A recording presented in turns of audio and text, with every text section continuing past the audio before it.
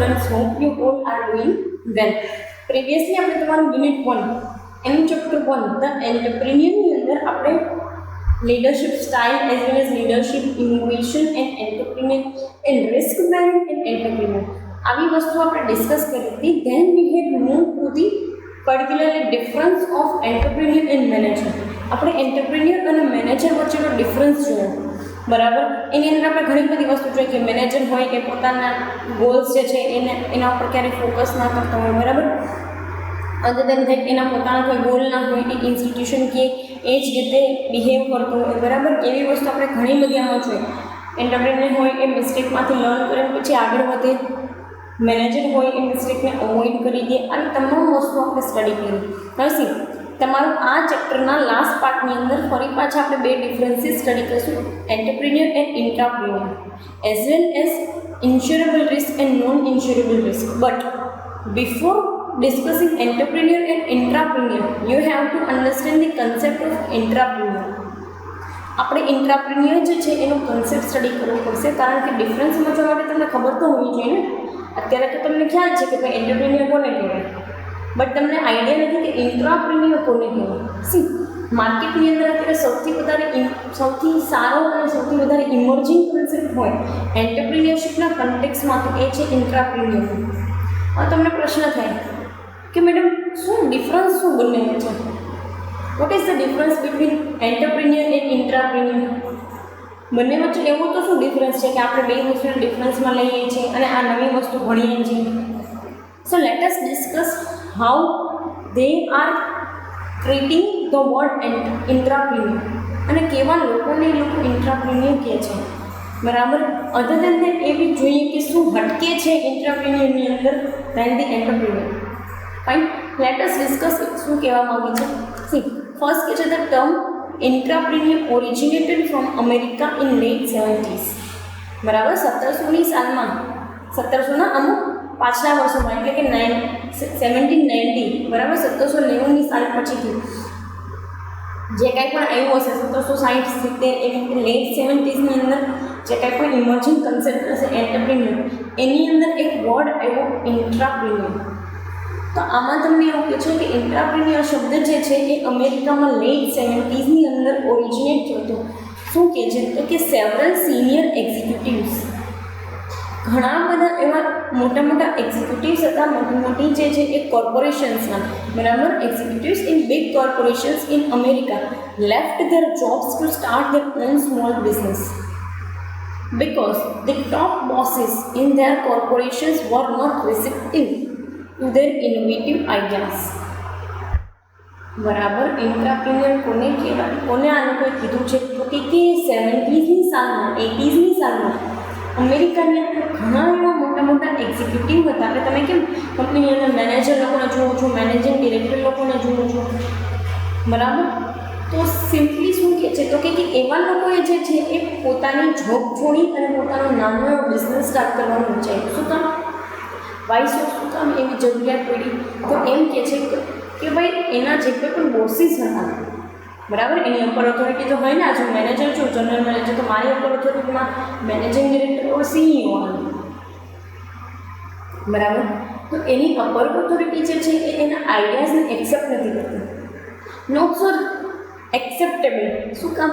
કારણ કે એના ઇનોવેટિવ આઈડિયાઝને એક્સેપ્ટ કરે તો પહેલા વ્યક્તિ પોતાનો બિઝનેસ ના ચલાવી શકે, બરાબર. એટલે સિમ્પલી શું કહે છે તો કે એ લોકોના આઈડિયાઝને, ઇનોવેટિવ આઈડિયાઝને બોસે એક્સેપ્ટ ના કર્યા, એટલે એ લોકોએ જોબ છોડીને પોતાનું જે છે એ બિઝનેસ કરવાનું સ્ટાર્ટ કર્યું, પોતાનો નાનો બિઝનેસ કરવાનું સ્ટાર્ટ કર્યું. શું કહે છે તો કે by doing this they got remarkable success in their business. આવું કરવાથી એ લોકોને રિમાર્કેબલ સક્સેસ જે છે ને એ મળી. એટલે કેવી તો કે જેવું એના બોસીસ કમાતા હતા ને એના જેટલું જ અથવા તો એના કરતાં વધારે પણ આ લોકોએ કમાવાનું અને પોતાની કંપની જે છે એને માર્કેટની અંદર લોકો સુધી પહોંચાડવાનું અને પોતે ગ્રો કરવાનું સ્ટાર્ટ કરી દીધું.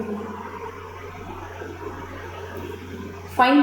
તો એના વિશે કહે છે then this type of class emerged throughout the world. પછીથી એવું થયું કે આ ટાઈપના જે કાંઈ પણ ક્લાસીસ છે, બિઝનેસ ક્લાસ, એ આખા વર્લ્ડની અંદર જે છે ને એમાંથી લોકો બનવા માંડ્યા કે ભાઈ લોકો આવી રીતે જોબ છોડીને એન્ટરપ્રિન્યોરનું કામ કરવા માંડ્યા. બરાબર, એટલે શું? તો કે સિમ્પલી પોતાનો જે ઇનોવેટિવ આઈડિયા છે એના ઉપર બિઝનેસ કરવાનું વિચારે છે. ફાઇન. સો એના વિશે વાત કરે છે. સચ એન્ટરપ્રિન્યોર્સ વર નોન એઝ એન્ટરપ્રિન્યોર. આવા એન્ટરપ્રિન્યોર લોકો કે જે લોકોએ જોબ છોડી પોતાના એકદમ ઇનોવેટિવ આઈડિયાને બિઝનેસમાં લગાડીને બહુ જ સારી સક્સેસ મેળવી, એવા તમામ એન્ટરપ્રિન્યોર્સ લોકોને આ લોકોએ શું કીધા તો કે ઇન્ટ્રાપ્રિન્યોર. બરાબર, ઇન્ટ્રાપ્રિન્યોર કીધા. સી નેક્સ્ટ શું કહે છે તો કે many persons found it tough to start a new business though they were experts in the respective field. બરાબર, કોઈ વ્યક્તિ એના ફિલ્ડની અંદર એકદમ કોમ્પિટન્સી ધરાવતી હોય, એની પાસે બહુ જ સારી એ વસ્તુ માટેનું નોલેજ હોય, બહુ જ એ વ્યક્તિ જે છે એ માની લો કે એક્સપર્ટ હોય એ વસ્તુની અંદર, અને એને કોઈ પણ પ્રકારનું એને રિલેટેડ કામ સોંપવામાં આવે તો ફટ દઈને કરી નાખે. પછી માની લો કે કોઈ આઈટી પર્સન છે ને એને વેબસાઇટ બનાવવાનું તમે કહો છો તો એ ફટાફટ વેબસાઇટ બને છે.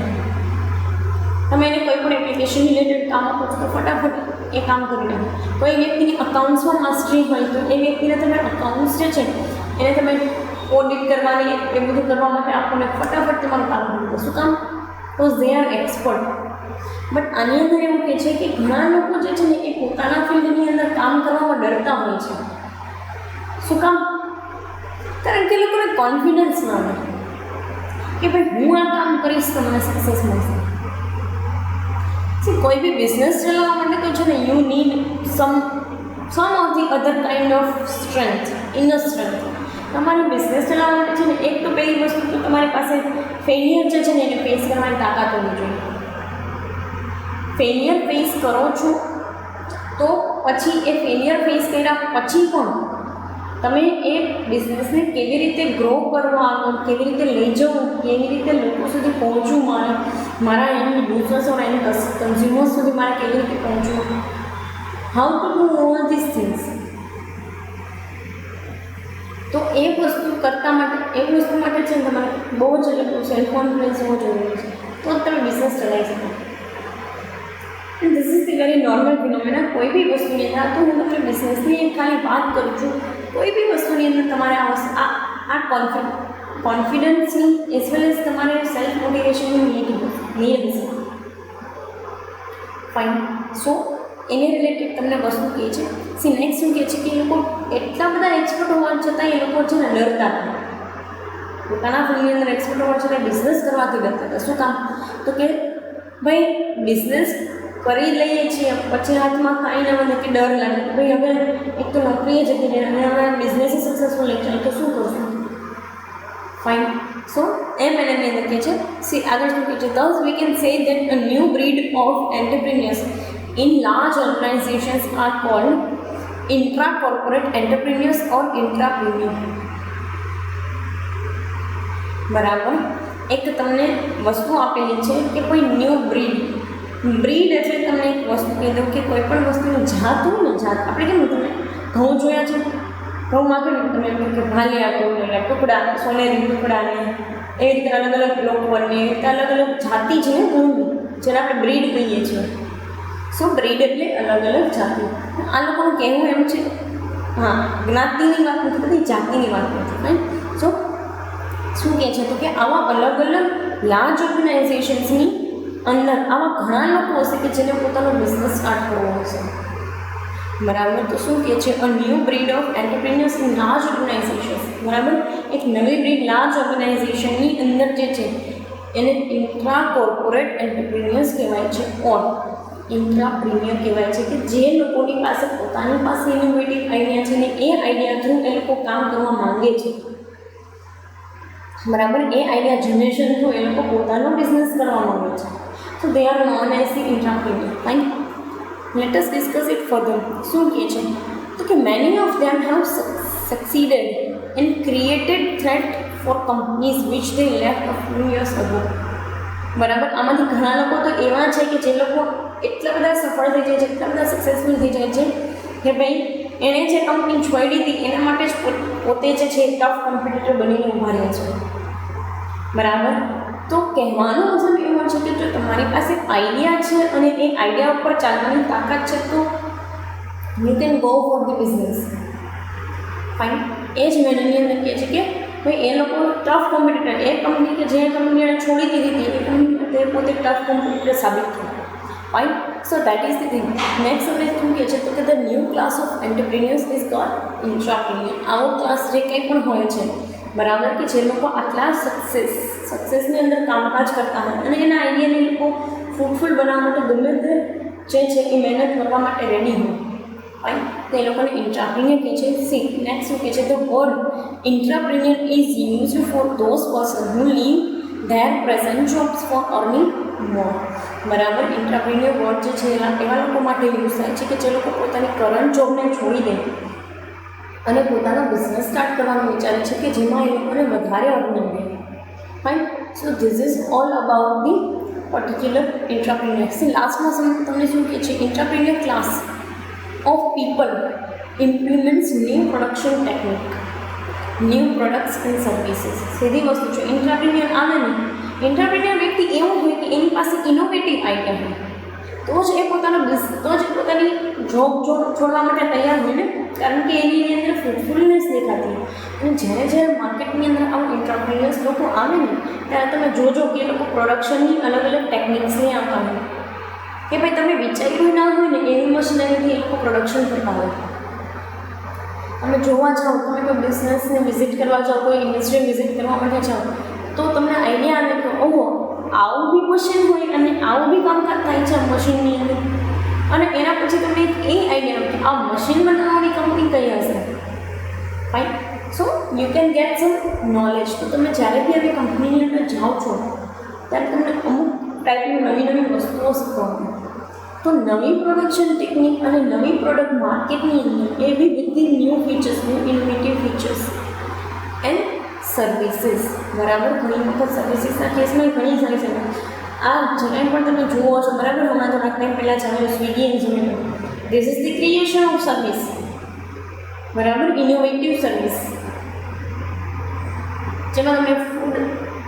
જેમાં કોઈ પણ બનાવતી ફૂડ મેન્યુફેક્ચરિંગ કોઈ રેસ્ટોરન્ટ નહીં, બટ શું તો કે એક આખી પર્ટિક્યુલરલી ખાલી સપ્લાય ચેન છે કે જે એક જગ્યાએથી લઈને બીજી જગ્યાએ તમને જે છે એ પહોંચાડી દે અને પહોંચાડવાનું કામ.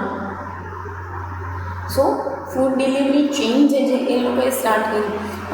સો this is also the idea of intrapreneur. બરાબર. હવે તમને આઈડિયા આવી ગયો છે કે એન્ટરપ્રિન્યોર્સ લોકો કોને કહેવાય. એન્ટરપ્રિન્યોર્સ લોકો એવાને કહેવાય કે જે પોતાની મૂડી અને પોતાના રિસોર્સિસ લઈ આવી અને એક આખો બિઝનેસ સ્ટાર્ટ કરવાનો પહેલેથી જ વિચાર હતો. જ્યારે ઇન્ટ્રાપ્રિન્યોર એને કહેવાય કે જે લોકોની પાસે વિચાર હતો બટ જે લોકો જોબમાં જોડાયા હતા એ પોતાની પ્રેઝન્ટ જોબને છોડી અને બિઝનેસ કરવા માટે રેડી થઈ જાય છે. Fine. So this is all about entrepreneur. Now late us discuss the entrepreneur and entrepreneur. Entrepreneur is an independent businessman. બરાબર. entrepreneur independent businessman હોય છે. Entrepreneur is semi independent or promoters or the owners of the corporation. બરાબર. કહેવાનો મતલબ એવો છે કે entrepreneur લોકો શું કોર્પોરેશન ના હોય તો હોય જ, but entrepreneur can be semi independent. કોઈના અંડરમાં પણ કામ કરતો હોય છે, પોતાની પાસે ઇનોવેટિવ આઈડિયા હતો, પોતે પ્રમોટર હોઈ શકે બરાબર, અથવા તો પોતે ઓનર પણ હોઈ શકે કોઈ ઓર્ગેનાઇઝેશનની. નેક્સ્ટ શું કહે છે an entrepreneur himself raise required capital. An entrepreneur does not raise the required capital. Simply બે વસ્તુ તમને કહે છે કે ભાઈ મેં તમને પ્રિવિયસલી કીધું ને કે એન્ટરપ્રિન્યોર જે છે ને એ પોતાની જાતે પોતાની મૂડી લઈ આવે છે અને બિઝનેસની અંદર ઇન્વેસ્ટ કરે છે. જ્યારે એન્ટરપ્રિન્યોર એવી રીતે નથી કરતા. એન્ટરપ્રિન્યોર અપ્રોચ કરતા હોય છે નોર્મલી વેન્ચર કેપિટલિસ્ટ લોકોને. એટલે કેવું કે એવા લોકો કે જે ન્યૂ વેન્ચરને જે છે એ લોન આપવા માંગતા હોય. ફાઇન. અથવા તો ન્યૂ વેન્ચરની અંદર ઇન્વેસ્ટ કરવા માંગતા હોય એવા લોકોને અપ્રોચ કરશે, ત્યાંથી મની જનરેટ કરશે. ફાઇન. કારણ કે સીધી વસ્તુ છે, જોબ છેડી હોય એવા લોકો પાસે, જે લોકો જોબ કરતા એની પાસે કંઈ કરોડો રૂપિયા ના હોય કે કોઈ બિઝનેસ ઊભો કરી શકે. Fine. So this is also the common. See, an entrepreneur assumes and bears full risk of their business enterprise. બરાબર, entrepreneur does not bear full risk of their business enterprise. કેમ કે સીધી વસ્તુ છે, આ છે ને એ પહેલેથી જ બિઝનેસના આઈડિયામાંથી આવેલી વસ્તુ છે એન્ટરપ્રિન્યોર. જ્યારે આમાં તો તમે જોબ છોડીને પછી આવો છો તો તમારી અત્યારે તો એટલી બધી કેપેસિટી ના જ હોય રિસ્ક બેર કરવાની. હા હોય, થોડે ઘણે અંશે તો હોય જ. જે લોકો બિઝનેસ સ્ટાર્ટ કરવા માંગતા એને ખ્યાલ જ હોય કે આ વસ્તુ થોડે ઘણે અંશે કદાચ સક્સેસફુલ ના પણ જાય. બરાબર, તો એ આખી અલગ વસ્તુ છે. બટ હા, કે એ લોકો લાખો રૂપિયાનું રિસ્ક જે છે એ લઈ અને કોઈ વસ્તુ કરે એવું એન્ટરપ્રિન્યોરના કેસમાં પોસિબલ નથી. હા, અત્યારે તો નથી જ. આગળ જઈને જ્યારે માર્કેટની અંદર આનો જે છે એ સ્પાન વધશે, બરાબર, ત્યારે આપણે જોશું કે કેવી રીતે એન્ટરપ્રિન્યોર લોકો જે છે એ બિઝનેસ એન્વાયરમેન્ટની અંદર કન્ટ્રીબ્યુટ કરે છે. Right, so this is the thing. Next તમને કહે છે an entrepreneur operates the organisation from outside. બરાબર, જ્યારે entrepreneur operates from within the organisation, બંને વસ્તુ તમને કહી દીધી છે. એન્ટરપ્રિન્યોર જે છે ને એ આખું જે છે એ બિઝનેસ ઊભો કરે છે, પછી એમાં પ્રોડક્શન એક્ટિવિટીથી લઈ અને માર્કેટિંગથી લઈ અને એન્ડ યુઝર સુધી પહોંચાડવા સુધી તમામ વસ્તુ એ અંડરટેક કરે છે. જ્યારે એન્ટરપ્રિન્યોર જે છે એ ઇનિશિયલ લેવલે કરે શું કે ઓર્ગેનાઇઝેશનમાંથી જે છે એ નોલેજ ગેઇન કરીને પછી છૂટો પડે છે અને પછી પોતાનો આઈડિયા જે છે એ ઇમ્પ્લિમેન્ટ કરીને કોઈ બી નાનું એવું વેન્ચર સ્ટાર્ટ કરે છે. ફાઇન, સો એ અકોર્ડિંગ તમને આપેલું છે. સી નેક્સ્ટ તમને કહે છે an entrepreneur may or may not have specialty while an entrepreneur does have some specific skills. સીધી વસ્તુ છે, એન્ટરપ્રિન્યોર હોય કે ક્યાંય જોબ નથી કરવા ગયેલા કે ભાઈ એની પાસે જે કંઈ પણ નોલેજ છે એના અકોર્ડિંગ એ બિઝનેસ જે છે સ્ટાર્ટ કરે છે. જ્યારે એન્ટરપ્રિન્યોરે તો કેવું કહ્યું તો કે પહેલાં એને જે ઇન્ટરેસ્ટ હતો એ ફિલ્ડમાં ગયો, પછી એમાં એણે જોબ કરી અને હવે તેને છૂટો પડી અને એ જ ફિલ્ડની અંદર પોતે જવા માંગે છે તો ત્યાં બિઝનેસ કરશે. કારણ કે એની પાસે એક્સપર્ટીઝ એન્ડ પર્ટિક્યુલર સ્કિલ હોય, ટેકનિકલ સ્કિલ કહી શકાય. નેક્સ્ટ શું કહે છે તો કે an entrepreneur exploits business opportunity before business come in to existence, while an entrepreneur exploits business opportunities within the existence or within the existing business. બરાબર, બંને વસ્તુ જે છે એ તમને કહી દીધેલી છે. એન્ટરપ્રિન્યોર હોય ને એ પહેલેથી જ એના માઇન્ડમાં જે છે એ આઈડિયા હોય અને એ બિઝનેસ એક્ઝિસ્ટન્સમાં આવે ને એ પહેલાં જ વિચાર કર્યો. જ્યારે એન્ટરપ્રિન્યોર એવું છે કે એને કોકનો બિઝનેસ જે છે ને એમાંથી માની લો કે ઇનોવેટિવ આઈડિયા એવો છે એન્ડ ધેન એ એમાંથી સ્ટાર્ટ કરે છે બિઝનેસ. નેક્સ્ટ તમને આપેલું છે insurable risk and non insurable risk. Why this difference is given to you simply બિઝનેસની અંદર એક રિસ્ક પેરામીટરથી તમને આપેલું છે જે આપણે જોઈએ કે risk bearing capacity of entrepreneur, બરાબર, અથવા તો રિસ્ક બેરિંગ એન્ડ એન્ટરપ્રિન્યોર કે એ કેવી રીતે અને કયા રિસ્ક લે છે, જેમાં સોશિયલ રિસ્ક, ઇકોનોમિક રિસ્ક એવી વસ્તુ આપણે ભણ્યું. Right, so let us discuss ખાલી 4 પોઈન્ટ્સ છે. શું કહે છે તો કે ઇન્શ્યોરેબલ રિસ્ક જે છે એ રિકવર્ડ થઈ જાય છે ઇન્શ્યોરન્સથી, બટ નોન ઇન્શ્યોરેબલ ઇન્શ્યોરન્સ નથી તો સિમ્પલી રિકવર થવાના નથી.